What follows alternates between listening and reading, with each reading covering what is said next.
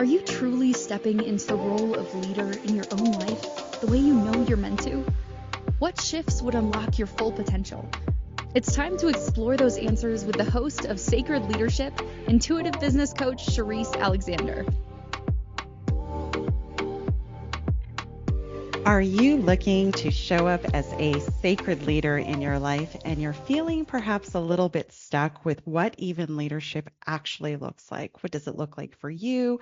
Are you doing it? Is it right? Is it wrong? All of those questions. On today's show, I am going to dive into exactly what does sacred leadership mean and how does it practically apply in our personal lives as well as in work and business. A little bit about me today. So, my name is Sherisse Alexander, your host of Sacred Leadership with Sherisse, and I have been in business for 20 plus years in various roles such as an entrepreneur, a mortgage broker, and currently I am a director of a sustainable development company with work in West Africa, specifically Nigeria. So, I have had these challenges around questioning what kind of leader am I? How do I want to show up? How does it work? Does it work differently in different environments around the world? And today we are going to talk about some of the lessons and things that I have learned over the last many years and how I am showing up as a leader. So without further delay, let us dive in. So where we're going to begin is talking about what actually is sacred leadership. And what I have come to understand about leadership, it's the alignment really between what we say and how we act and how that desired outcome actually comes into play around leadership.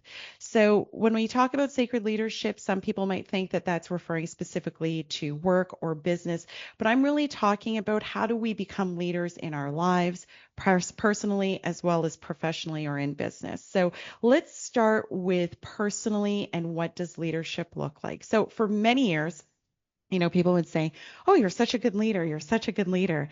And for me, I would say, "Oh, well, am I? Like, is there something that's special that I'm doing?" And what I came to eventually actually understand and realize that what they were talking about was like this embodiment that I would bring into any situation, any room, and what I learned over the years, it's almost like this quiet confidence. Like you're the person that people look to when things feel like chaos. So, what do you do with that personally? How can you embody that personally? So, let's use something super relatable for everybody, and that's family. So, if you are a parent, or even adult child, any of these roles, are you the leader in your family? And if not, can you think of somebody in your family who embodies what these leadership qualities look like? So, really quick example that I'll give you. When I was growing up, there was this uncle that I had, and I say had because he's no longer with us, rest his soul. But he was absolutely a leader in our family. And when I think of the qualities that he embodied that really made him the go-to person in our family, he was calm under pressure. You couldn't really rattle him. He really didn't get too flappable in many situations. He was inviting, so he would hold space. So when people say hold space, what they're really talking about is, can I come to you with a challenge or something that I'm grappling with, and can I trust that I can be vulnerable and open and that you are going to hear me and not become reactive? The other thing was he was wise. He looked at situations from many, many different perspectives. He didn't just take information at face value, but he would look at it from many different perspectives. And then he would give me some sage wisdom or advice, and not just myself, but many, many other people in our family. So that's an example of how I would say we can use, showing up personally as a leader in family. Now, if we pivot and we do, look at it from a little bit of a different example, specifically, let's use friendships. How do we show up as leaders in our personal and close friendships? Now, again, for a few years, folks would come to me with the things that were heavy on their head, heart, and mind. And I think that when I look at how I showed up in each of those specific examples over the years, that I would embody those things, or I would really try to embody those things that, I talked about with my uncle. So, I would try to remain calm. I would try to remain very objective. I would often, for people, show up as their mirror. And so, what I mean when I say that is I would ask questions that would often trigger some kind of response. It wasn't always positive. And as a leader, I think that you have to be able to like personally and emotionally detach from the response. And sometimes that's really tricky. So sometimes on this journey, folks will say things like, you got to do this healing work for yourself. And the reason why we do the healing work for ourselves is so that you don't become triggered by what other people say and understand that it's not necessarily a reflection of you as a leader, but sometimes their own pain and hurt. So an example of when this comes in, we'll say conflict, and this is totally relatable in a familial situation, in a friendship, or even in business. So if somebody's coming to me and they are saying things recently, as an example, I'll make this a work example. Recently, I had asked my team to do some leadership feedback, and they had this form, and not everybody has filled out the form, but they wanted to give me feedback before the form was circulated. So they felt like they needed to come and like really soften the blow. And so, the HR manager is talking to me and she's saying to me, she's like, I can see she's super uncomfortable with this. So I said to her, I said, listen, I said, I have an open door policy and I have an open door policy for a reason. Why am I getting this energy from you that you do not want to talk to me about whatever this feedback is? And what she said to me was really telling. She said, well, I just don't know how you're going to take it. And I said, okay, well, why don't you just give me the baby and dispense with the labor and let's see where we're going with this. And so she went into talking about not feeling, we'll say, and she wasn't talking specifically about me.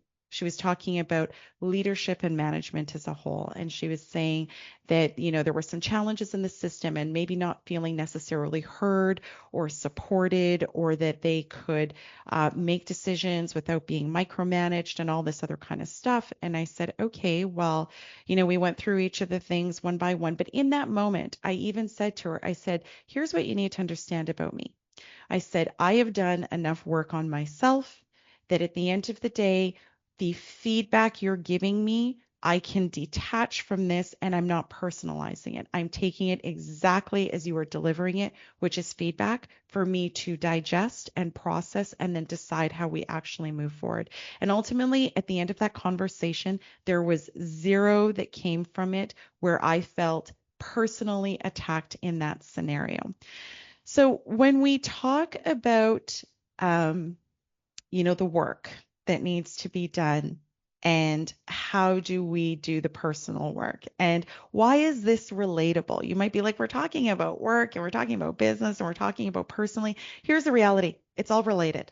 There is no separation. Yes, we can compartmentalize between what's work and what's personal, but the reality is we are whole human beings who have feelings, who have experiences that color every single experience that we have. So all of it is related. So one thing that I've learned to do this year specifically, and especially with my leadership style, is when I talk about not personalizing, when something does come up where I'm feeling triggered, so angry, the first thing that I do is I actually pause and I'm like, okay.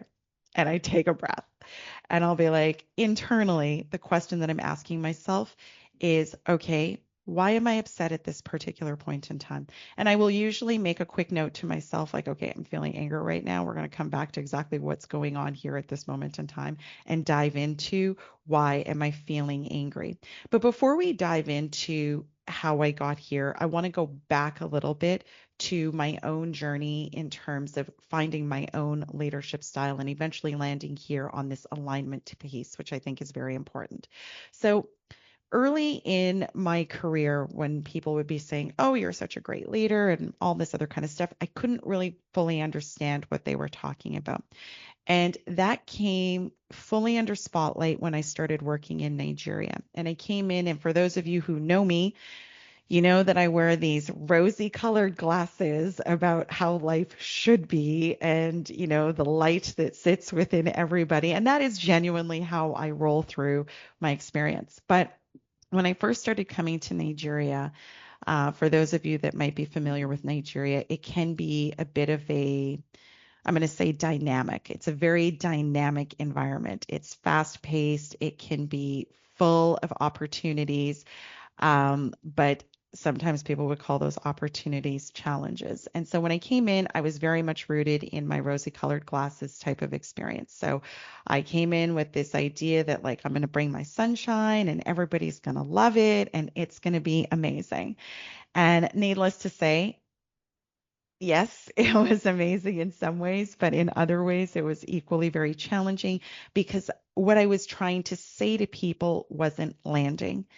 So then I went hardcore in the other direction. I was taking in feedback from other people who have been in this environment for a while, and I was going hard into the paint on like, it's got to be like this, like very much stick approach, right? Focused very much on productivity, productivity, productivity, output, output, output, deliverables, deliverables, deliverables, and forgetting within all of that that I'm working with people and people have feelings and they have emotions and they have all of these other complexities, we'll say. And then I realized that wasn't landing. And I think I, at that point, had read a Brene Brown book, Dare to Lead.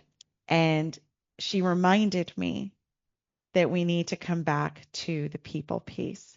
So this is where the real magic started to happen because this is where I figured out how to begin weaving these two pieces together, right? How do we make sure that we are meeting organizational objectives, but how do we make sure to remember that we are dealing with people and people come in with their various challenges, with their complexities, with their emotions, their personalities. It's a very, very beautiful and rich fabric, but how do we bring these two things together and find some synchronicity and some alignment? And I realized that before we could actually do that, that I needed to actually begin with myself. So often what people will witness me doing is I'm very observant when I am in my environment or in any environment for that matter. And so I would find, as I said, coming back to talking about the leader in myself, is that I would take a step back from any situation where I found myself becoming triggered or emotionally responsive and trying to figure out, okay, what is it in this for me that is being reflected to me that I need to learn and ultimately take forward. And as soon as I started to like look inward versus it's very easy as leaders to point outside of ourselves and say it's someone else that's doing something, it's someone else who's dropping the ball, or it's someone else who isn't meeting or, coming up to scratch with what they need to do. That is all very easy. The challenge is to actually look inward and figure out how it is that we are maybe falling short as leaders. And that's tough. I'll admit it. It's super difficult because then all the other stories start to come up, right? About how we're not smart enough, or we don't have enough of this, we don't have enough that, any number of things enter in enough. And that's where I found myself, is realizing that there was this underlying story of how I wasn't something enough. And as soon as I started to dig into and peel back those stories and really lean in and hold space for people, that is when the magic really, really started to happen. So here we are. In 2025, cruising to the end of the year, and I can say that I feel like I have really began to found my stride as a leader. And so much so that with my people, when I'm not here, it's almost like they are desirous of this thing that I'm holding for them, which is space, which is helping them to find what it is that sits within them that allows them to also equally show up. And specifically what I'm talking about is my other management team, so the other leaders on my team, and then the leaders that are up and coming. So what we're going to begin to talk about next is, once you begin to identify what these stories are and the work that's involved with that, how do we move through that and then begin to show up in the various pieces of our lives lives as the sacred leaders that you and I are meant to be. So we've talked a little bit about personally. Next, what we're going to touch on is professionally and in business, and the tools and resources that I utilize on a daily basis in order to hold space for individuals in terms of, recognizing the leader that they are within themselves. So we are about to go to break, and stay tuned for the rest of the conversation on what is a sacred leader. Leadership isn't reserved for CEOs or world leaders. It's something each of us is called to embody in our own lives. But how do you awaken that inner leader with clarity and confidence? On Sacred Leadership with intuitive business coach Sherisse Alexander, you'll discover powerful tools and spiritual insights to align your words, actions, and outcomes. Tune in every Wednesday at 11 a.m. Eastern, 10 Central, 9 Mountain, and 8 Pacific, right here on InspiredChoicesNetwork.com.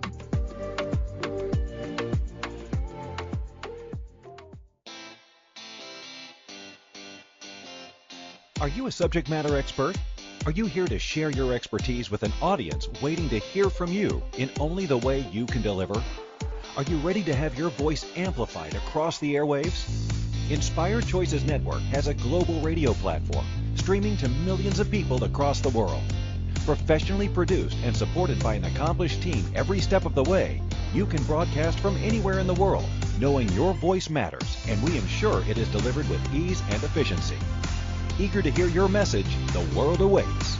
Contact us today to become an Inspired Choices Network radio host. Email becomeahost@inspiredchoicesnetwork.com. This is Sacred Leadership with Sherisse Alexander. To participate in the program, join the live studio audience in our chat room at inspiredchoicesnetwork.com. You can also send an email to Sherisse@pavitraleadership.com. Now back to the program. Welcome back. Welcome back. You are listening to Sacred Leadership with myself, Sherisse Alexander, on Inspired Choices Network. So right before the break, I was giving examples of a little bit of my own journey in terms of trying to figure out what outfit fit in terms of leadership, for lack of putting it a better way. And we were about to dive into how we actually move through this process of allowing your natural leader inside to come to the surface, right? The beautiful intelligence that dwells within all of us. So some of the things that I was talking about that I would do is I got really, really good at asking questions. And I started doing this with my people as well. And the first thing is like anger, I've witnessed, is usually the first thing that people will feel, either personally, professionally, or in business. Some type of low vibe emotion. At least I witnessed it in myself. So I won't speak for everyone, but within myself, I could notice anger. And I like to use, and I actually have gone through this process with a few people when they're like, oh, I just get so angry. And I'd be like, okay, well, what do you feel? Right? It's real easy to go to the emotion, but what do we physically feel first? And people will say things like, I'll get really hot, or my heart will pound really, really fast. Or, if you're fair complected, you'll be like, my cheeks will get really, really red, or, my vision will become blurred. The next time you get angry or any low vibe emotion, pay attention. I say to people, emotions are data. It's what we do with the data that will help us kind of navigate this journey a little bit. So for myself, when I'm angry, I feel it in my chest. My heart gets really just starts to beat erratically. And that is my first cue. And people have seen me do it before where I'll just be like, okay, I'm just going to take a moment. If it's my team and they know me well, I'll just take a real quick moment. I'm like, you know what? I'm just going to bring myself back to center real quick. And I'm going to breathe. So that's actually the second thing that I will do. And so, as I said, I am quickly in that moment saying, okay, I'm angry right now. I can see that I'm angry right now. It's going to color this experience if I do not get this under control. I'm vocalizing it. And why am I vocalizing it? I'm vocalizing it so that my people know that emotions are okay. And I strongly encourage them. When people try to like push away their emotions, remember I said I have an open door policy in my office. So when people are trying to like bury their emotions and push them away and things like that, my office is the one office where, or one of the offices where I welcome them. And I will say things like, don't bury your emotions, feel your feels, put words to them. And words are extremely limiting when it comes to emotions. But what I'm doing in that moment when I'm showing up vulnerably, and I'm saying, okay, I'm angry, I can feel that I'm angry, I'm going to put a voice to it. And sometimes, and then often what will happen with anger or any emotion is as soon as we acknowledge it, it starts to dissipate. So, okay, I'm angry now. Why am I angry? And I will make a mental note, okay, I'm being emotionally triggered here about this thing, whatever it might be. And there's not necessarily any truth in it, but we're going to come back to it at some later point in time. The next thing that I will do is that I will then take a breath and I'll say, okay, breath, I was angry. Now I'm calm and I'm clear and I'm focused. Let's stay on topic. And then we can continue on with whatever the thing is that we are talking about at that particular moment in time with whoever it is so that we can stay very, very focused. But again, as I've said, by putting a voice to the emotion, by showing that vulnerability and authenticity, I'm also giving my people a tool so that they understand it's okay. We can do this. And the beautiful thing that starts to happen is people will start to do it with you. I had a young lady who has a super duper hot temper. She's like the first to be like quick trigger with everything. And I mean, this girl will go toe to toe with anybody. And so I brought her into my office one day and I said, listen, I said, you're really intelligent. You're super gifted. I said, you have so much potential. And I said, but it's almost like you're squandering it a little bit. And I said to her, I said, I said, people in this environment see anger a lot. I said, you know what has more power than explosiveness in this environment? In most environments, I said, is when we're quiet. And I said, so when you begin to show up with your intelligence and your brilliance by not getting louder, but softer, I said, people will actually naturally lean in. Isn't that what naturally happens when somebody brings their vocal down? You naturally actually lean in because you need to actually hear what they're saying. And so what inevitably happened once I started modeling this for her is that she started doing it. And she, if anything, actually wanted to come in and say, she would do this. She would come in and she'd be like, okay, I totally took your advice and I like took a deep breath and I calmed and I centered myself and I grounded myself. And she's actually exploding on me here and in this moment. But with her colleagues and with her colleagues, when she was doing this, what she was doing was exactly what I had directed her to do. And it was allowing her to find her own way with it. It's, it'll take some work and there's a little bit of, refinement that needs to go on with that. But ultimately, she began to use this tool. So after we have identified it somatically, and then we have actually gone into like taking a breath, and then we've taking the third step, which is working through whatever is at hand. Now we come back to what happens next. So work meeting, personal meeting, professional meeting, whatever the meeting is, the interaction is now it's over. Now comes back to reflection. So remember I said there was the thing that triggered me. I now come back and I'm like, okay, the process now of elimination. And normally what I will do with this piece is I'm going to recall what the thing was that triggered me in this particular scenario that made me upset. And normally what I will actually do, so now I'm actually giving myself permission to go back there and I'm saying, okay, let's recall what the thing was that was said that made me feel upset. And so I'm recalling it. And now I'm in this moment, I'm actually journaling about it. And I'm like, okay, well, and I'm having this conversation with myself and I'm saying things like, okay, well, why was I upset? Okay, this person said this thing that made me question what my worth and my value were. Okay. They were questioning my worth or value in terms of being an effective leader. I'm just using an example. This is not what it was, but I'm just using it as an example. And then the next question within that, well, is there a truth in that? And so normally what I'm doing is I am now looking to see all the ways that it is true, and then all the ways, and more importantly, that it's false. And this is where, if we look for it, you will actually find the things or the stories that are contrary to the idea that triggered you. I hope that makes sense in terms of how I'm trying to explain it. Because if you think about what's happening when you are being triggered, it's rubbing on a wound. It's rubbing on an old story that is, on autoplay in the subconscious there, and you're giving value to it when you're having that feeling. And so normally what I'm doing when I'm looking for contrary evidence, I'm like, well, wait a minute. Is that really true, or is that something else that's at play here? And the truth of the matter is that there's all kinds of evidence all around me that tells me otherwise, that I'm an excellent leader, that people do value me. And this is just old programming that we are really trying to get rid of. And at the end of the day, if you understand what old programming is, it's that subconscious story that plays on auto loop that realistically runs a ridiculous 95 to 97% of what you do. When you think about that number, and I've said it before on this podcast before, 95 to 97% of what you do is on autoplay. That means that those stories are really firmly in play. And so we are constantly having to go toe to toe with those stories and challenge them. So some of the activities that I also do for myself in challenging those stories, and it might seem silly, actually, I wish I had my Go Me box readily available, but I literally have a Go Me box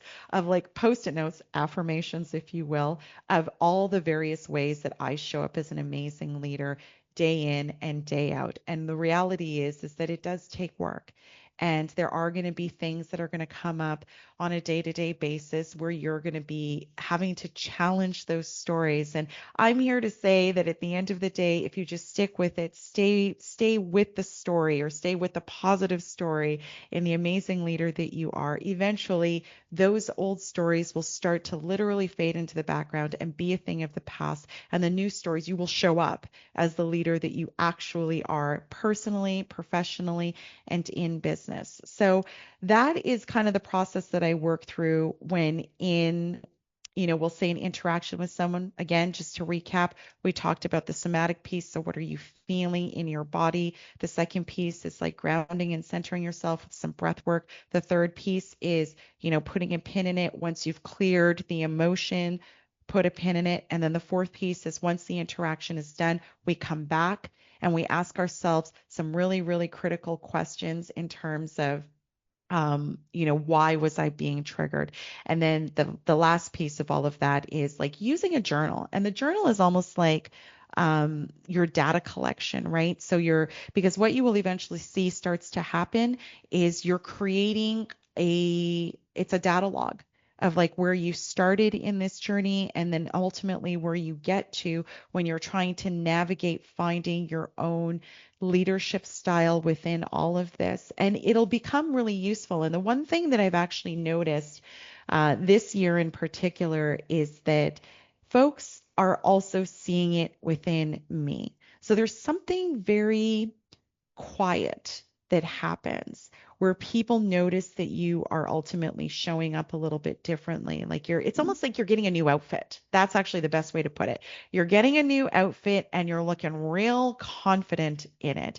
You are holding yourself differently. You have this new confidence, those stories. And let's be honest, if you can deal with the stories that are going on in your own head, then the stories that are going on outside of you, they are like child's play. They become literally nothing. It goes back to that example that I was giving you when I said, my one of my staff was coming to me with all of this, as she said, negative feedback. It was literally water off a duck's back, because none of that stuff meant anything to me. I was simply listening for the data in what she was saying. There was zero emotion attached to it. And when you are able to lean in and listen to what people are saying without becoming triggered and being completely detached, then you really, really can hear what they're saying and not personalize any of it. And that is where we begin to really show up as a leader, because there's nothing in there that is being attached to feelings and ultimately becoming reactive. Because how many of us have seen leaders that are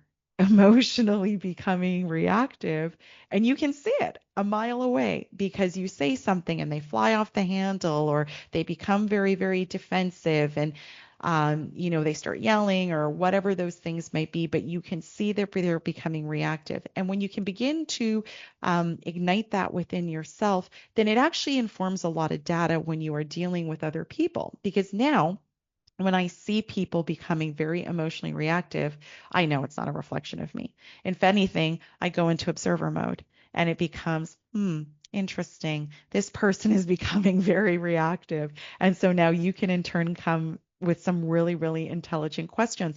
And that is exactly where we're going to go to here next is great. You've mastered yourself.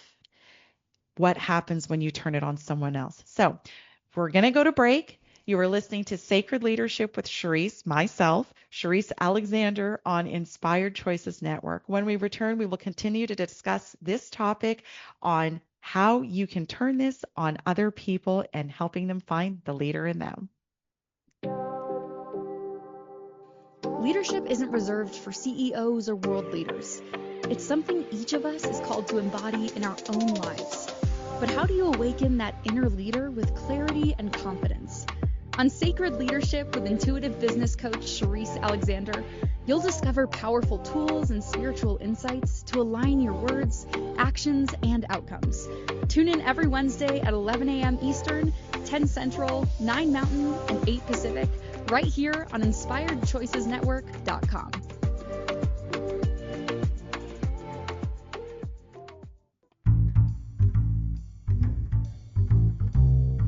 How wonderful would it be to carry your favorite Inspired Choices Network host with you throughout your day?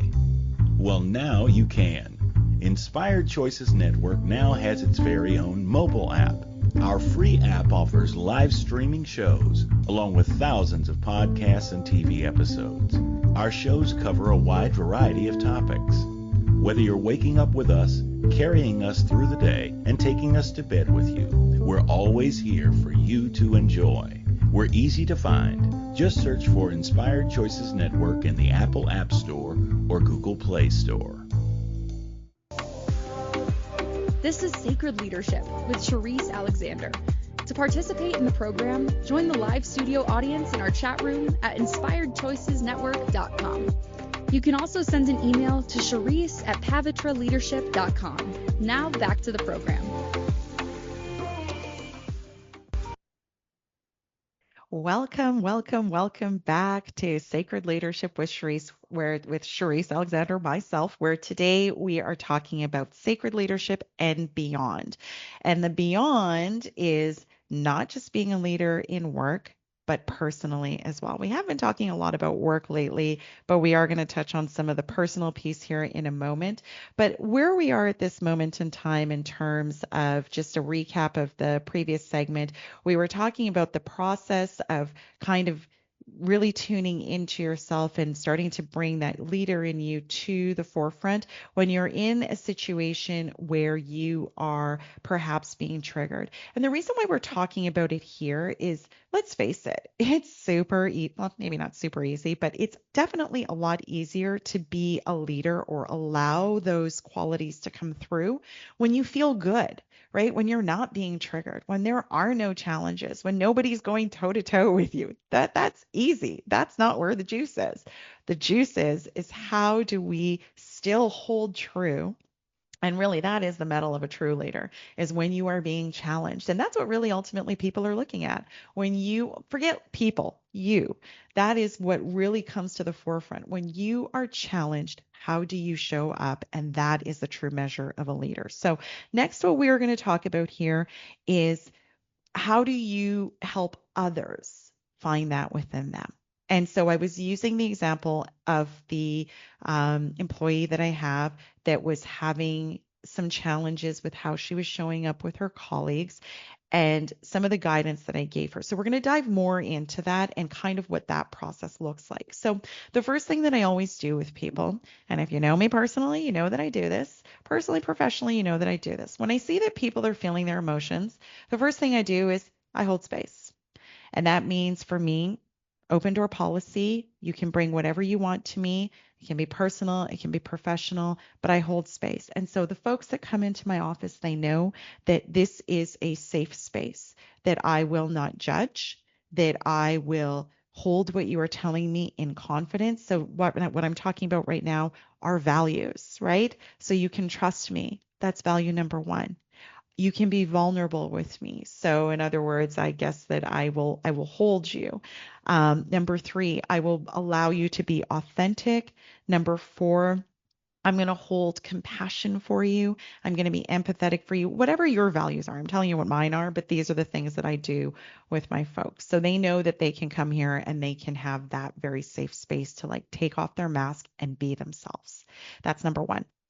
Number two, I'm going to ask them questions. And normally, the way that I couch this is if you know me well, I can sometimes come across as very direct, which you either love or you hate. And I will say to people, I'm going to, walk you through this, but I might say some things that you don't love hearing. And I'm going to ask for their permission. Do you want to hear what I have to, like my input? And always, almost always, people will be like, yes, please. And they never like it. So normally what will happen is now they've given me carte blanche to like go in. Now, what does going in mean? Going in does not mean bull in a china shop. Going in means I'm going to ask you questions that are going to not feel great. And usually the things that I'm asking people are like, okay, you're angry, but why are you angry? Don't make it about the other person. Let's go deeper than that because remember, I said as a leader, it's very easy to point the finger at someone else, but let's bring it back to the person that can really control here because we already know we can't control what happens outside of us as much as we want to live or believe the fallacy that we can. The reality is that we cannot. So let's bring it back to what we can control. The first question is, why are you feeling said emotion about whatever situation, and do not make it about the other person. And that almost always challenges everybody because when we have to look at like what's really going beneath the surface, like what's really going on, this is where the real light bulb moments come, right? Because people, and remember, I'm holding space so you can say whatever it is that you want.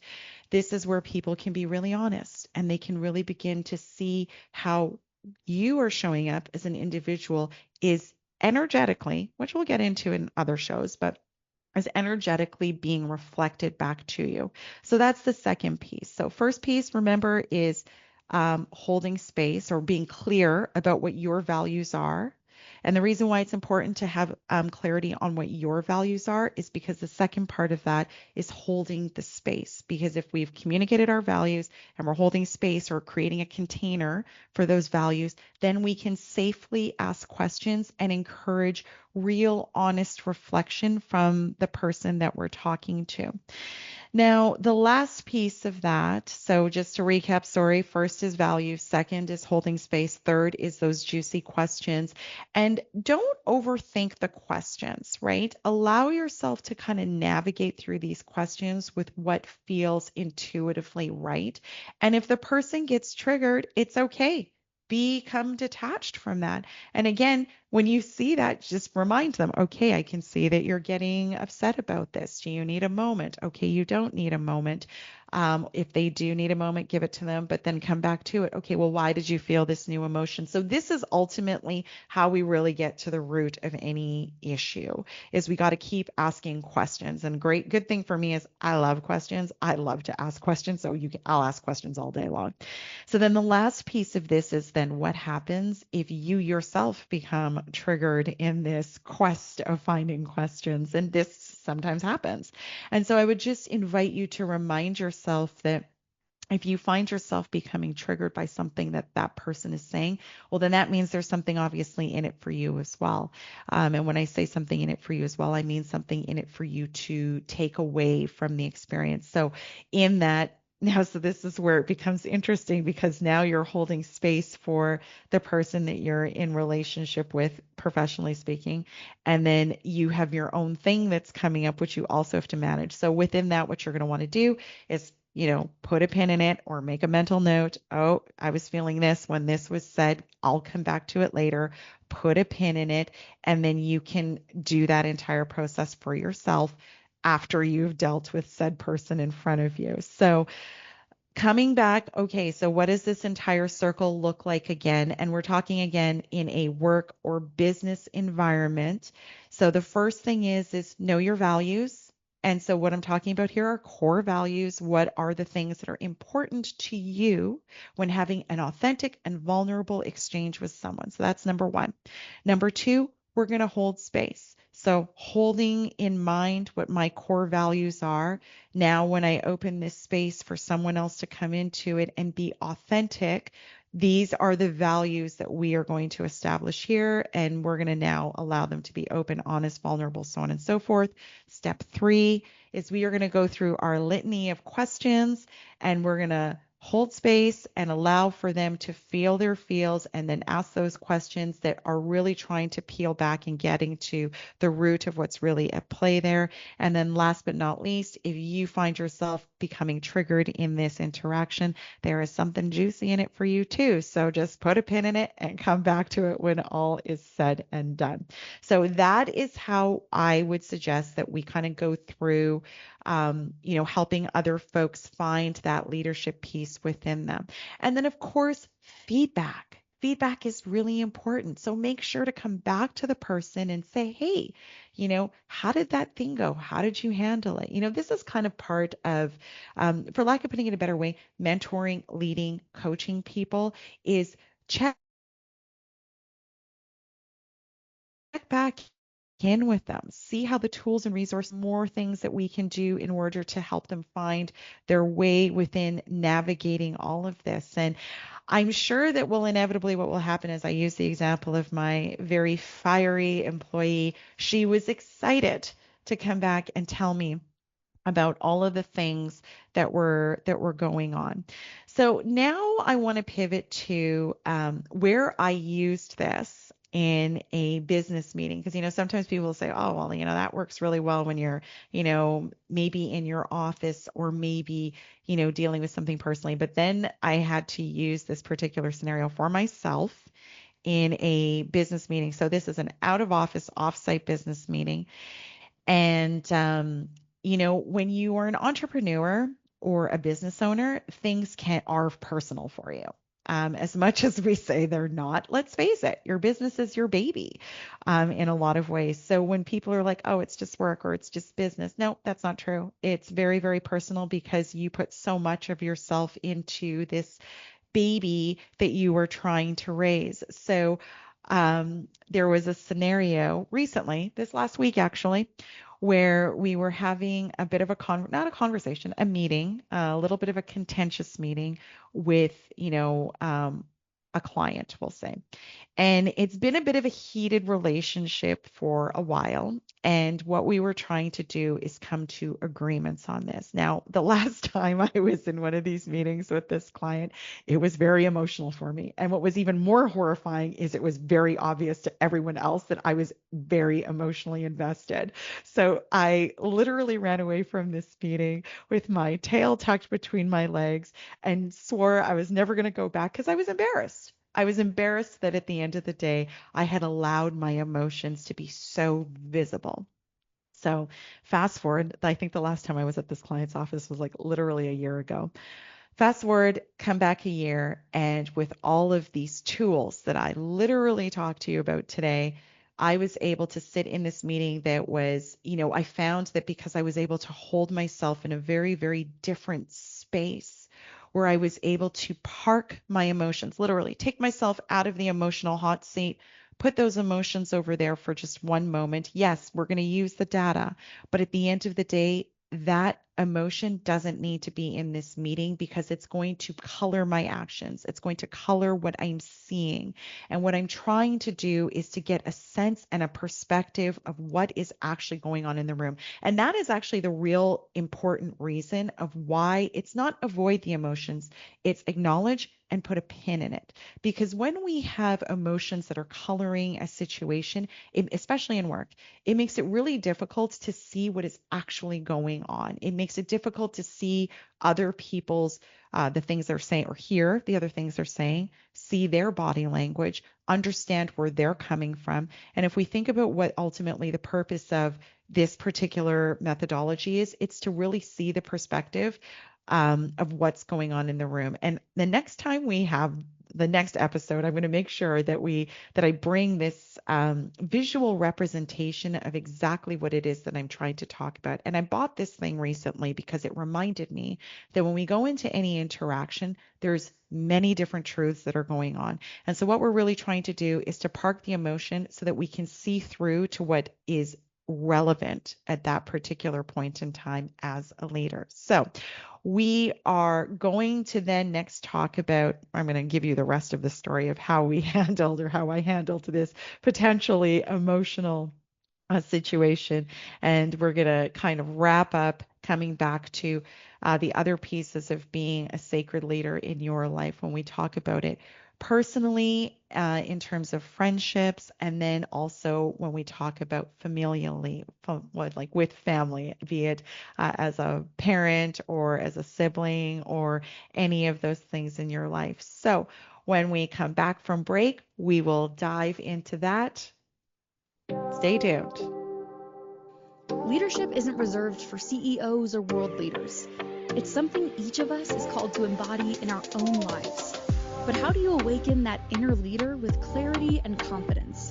On Sacred Leadership with intuitive business coach Sherisse Alexander, you'll discover powerful tools and spiritual insights to align your words, actions, and outcomes.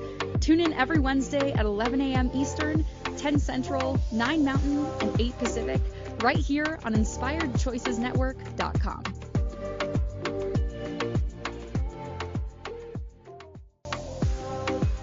This is Sacred Leadership with Sherisse Alexander. To participate in the program, join the live studio audience in our chat room at InspiredChoicesNetwork.com. You can also send an email to Sherisse@pavitraleadership.com. Now back to the program. Thank you for joining me today. My name is Sherisse Alexander, your host of Sacred Leadership with Sherisse. If you're enjoying this show, please give me a 5-star review on iTunes for Sacred Leadership with Sherisse. I would be supremely grateful, and this will assist in getting the information out to those that really need to hear it. And if you are looking for more information about myself and what it is that I'm doing, please visit my website, www.pavitraleadership.com. That is Pavitra leadership.com. Pavitra actually means sacred. That's where it came from. And if you want to reach out to me, you can hit me at Sherisse@pavitraleadership.com. That's SHERISSE at PAVITRA leadership.com. It is a mouthful. So thank you again for joining me today. In this last segment, we're just going to be wrapping up some real relatable examples of all of the methodologies that I'm talking about. So if you remember or recall, or if you're just joining me now, what I was saying is that I had been to a client's office about a year ago. And because I'm so emotionally invested in my business, I was really taking it real personal. Like I was feeling attacked. And I was saying that the most embarrassing part of it all is that everybody knew it. I mean, I had some of my people being like, oh, you lost it. I was like, oh gosh, was it that obvious? And it was. And so I ran away, and I've spent all this time kind of like not wanting that scenario to happen again, but also realizing that it's really human. It's really, really human. And I was being vulnerable in an environment that maybe doesn't welcome it, but I'm okay with that. I've come to the place where I've even actually vocally said to my people that I've been here since day one. This place is my baby. And I'm a mama bear when it comes to my baby, and I'm not going to be apologetic about it. But the work that I've done in the last year has really been about how do I show up differently as a leader. And so recently had a meeting with this same client and went in with a very different garment of leadership on. And it was one of being calm, very cool, very collected, very much aligned within myself on what my own values were. And in a business context, it's about mutual partnership. It's about longevity. It's about value. It's about service. It's about, can we work together? All of these things. And so in this most recent interaction, the beautiful thing that ended up happening is like we made some forward traction. At the end of it, it was like we came away with some action points. There were no feelings that were hurt. It was like, okay, we got some resolution, like, okay, we're going to do this about this. We're going to do that about that. And okay, there's still these other things that we need to talk about, but we're going to go away and come back. And so we were able to like really move forward because in this example, I felt like a really solid and grounded leader in that moment. I wasn't emotionally triggered. They are definitely not emotionally triggered because it wasn't that kind of scenario for them, but for me, I was. So that was like the really relatable example of old Sherisse or old leader that was being emotionally triggered when I didn't really need to be, aside from, my baby was being attacked, AKA business, versus, okay, what's the common goal that we want here? And how do I show up in alignment with what my values as a leader are so that we can reach that objective? So far, so good. Stay tuned. There'll be more on that story. So now as we wrap up, I want to hopefully make a couple of really quick examples of how we show up as leaders in our personal life. So we're going to talk about two different things here. One is in family, and the second is in personal relationships, specifically friendships. So recently, I had this experience, and I really take pride in being a really great mom. I love my children immensely. I tell them all the time. I think I show up as a fabulous leader for my family. But hey, guess what? Newsflash. Got a notification from one of my kids recently that I wasn't. So I was like, oh. And, some people would be like, oh, were you upset? No, not at all. In fact, this is what tells me that the growth has been really successful so far. One of my kids had said, I'm feeling really disconnected from you. And, I don't want that to happen. And they gave me like all of their reasons why they were feeling disconnected.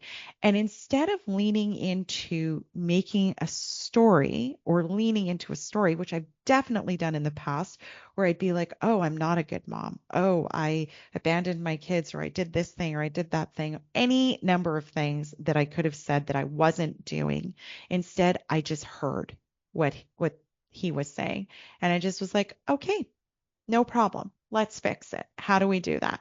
So instead, what it prompted was for me to intentionally take the feedback that I was getting, not personalize it. Like there weren't even any emotions in my body. There was no anger. There was no sadness. There was no guilt. There was no shame. There was none of that. I simply was able to take the feedback, process it quickly, and say, okay, how can I fix this? And not only did it prompt me to go out and, revamp or tweak the connection between myself and this one particular child of mine, but all of them.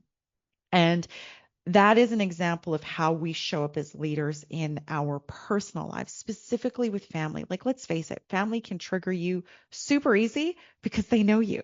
And whether they know it or not, they kind of know where your soft spots are, like where are your vulnerabilities, and whether they know it. And this is why I always say that my kids are like truly my greatest teachers, because they have triggered me. They have taught me the most, well, almost the most about myself. So it's really their relationships that I really value. So that's an example of how we can show up as leaders in our family. As a mother, I took what they were saying, I processed it, I reached out to all of them with so much intention and so much gratitude that they were able to be honest, and they were able to not think that I was going to be offended, and just meet them where they were and give them what it was they were asking for.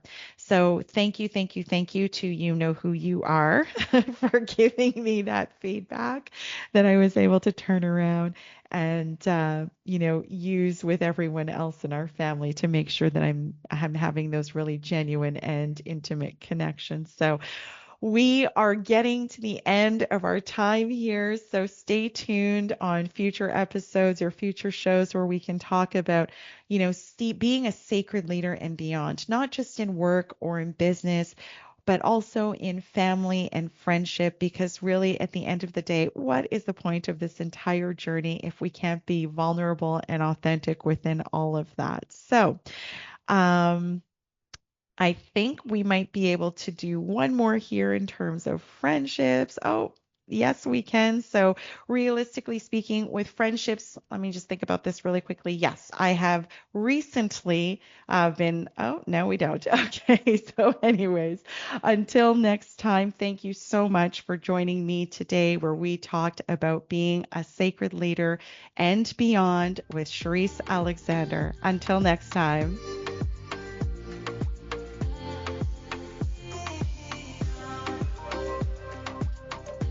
Thank you for listening to the Sacred Leadership Show.